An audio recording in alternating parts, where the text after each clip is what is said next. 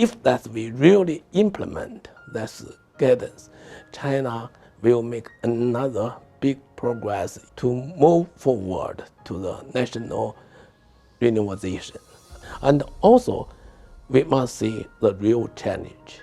Now, the situation compared with 40 years ago is different.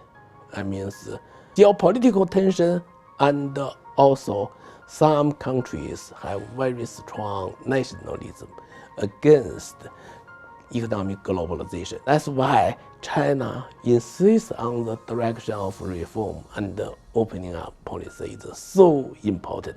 Also, China in this plenary document particularly emphasized high-level economic reform and build up high-level opening economic format.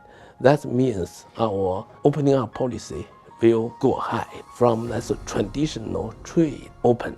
That means there's more market open and systematic mechanism open.